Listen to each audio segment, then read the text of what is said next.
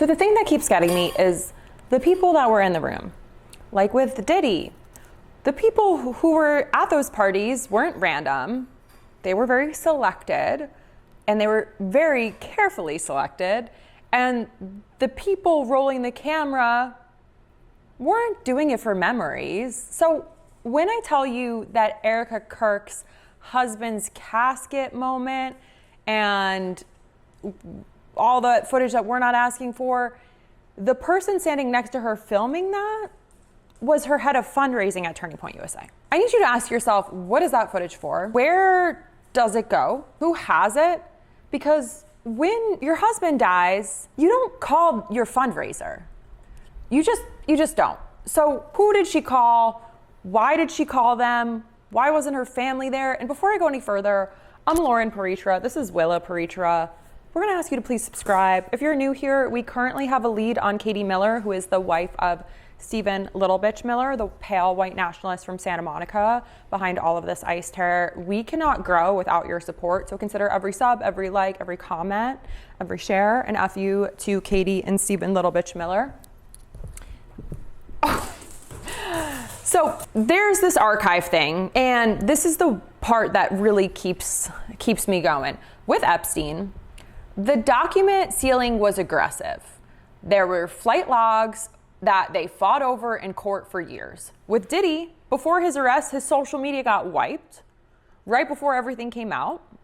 Now, with Erica and Charlie's podcast and his voice, his years of content, it's suddenly gone from Spotify, Apple Podcasts, and YouTube simultaneously with no announcement, no explanation, and we're also like, this man was just murdered and his voice is being quietly removed from every platform people actually use to consume content. It's still on Rumble, still on the Turning Point USA's site, but come on, like, you know what Rumble is. That's not preservation. What's in those episodes that needed to be disappeared from the Gen Pop? The official story thing is that part that kind of makes me feel a little crazy. With Epstein, we're supposed to accept that he himself alone in a federal facility with cameras that just turned off, and we're supposed to move on from that.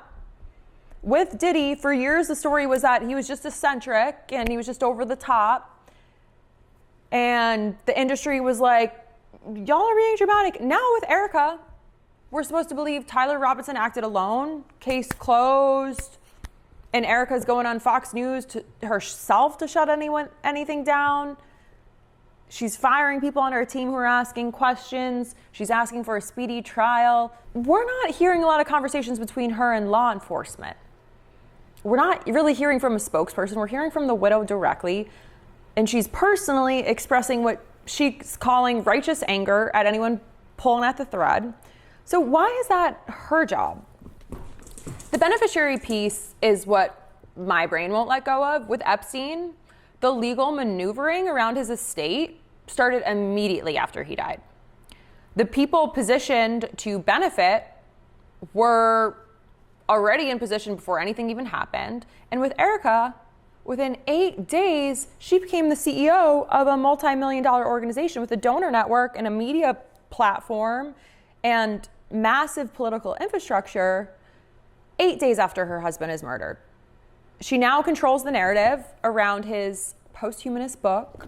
So who benefits from Charlie being, because that one person is out here and they're either grieving something they lost or celebrating something that they've gained. And those are two very different energies. And I think you already know which one this one looks like. And then the grief itself is a thing too, because this is the part that like we're still awkward about saying out loud. When Epstein died, the people closest to him lawyered up. When Diddy got arrested, his inner circle made very carefully worded choices and they created distance. With this Erica Kirk situation, we're seeing the Fox News residency, we're seeing Mar-a-Lago fundraisers, $10,000 a plate dinners, telling women to stay home and take care of their children while she is doing the complete opposite, while she's on every news network for weeks. Grief doesn't look one specific way, but at some point it doesn't look like this. And then the Candace Owen piece is complicated because Owens, we know, is not necessarily a good faith actor. She's got her own agenda. She left Turning Point USA under bad circumstances and has a financial stake in being correct. So it would be easy to look at her and go, okay, Candace Owens is unhinged, Erica's grieving, she's just weird, leave her alone. But Cassie filed a lawsuit against Diddy in 2023. They settled in 24 hours. People called her a liar. They said it was a money grab. 1 year later, the hotel footage dropped. Does focusing on how messy the messenger is just let us avoid ever actually answering the questions? I'll leave you with this because I don't know what to do with it. Charlie Kirk's phone, his personal phone, Erica still has it. It's still very much not a closed case. Some might say it's an active murder investigation, and the FBI hasn't seized this evidence. Why not? We're going to keep digging in here. And again, I'm Lauren Paritra. This is Willa Paritra. Katie Miller is building a podcast on the backs of trafficked immigrants and children. We cannot let her gain any more ground. So consider every sub, every comment, every like, every share a personal FU to Katie and Stephen Little Bitch Miller, and to Turning Point USA for that matter. We can't drown out voices like that without elevating voices like. So let us know in the comments what you want us to talk more about next.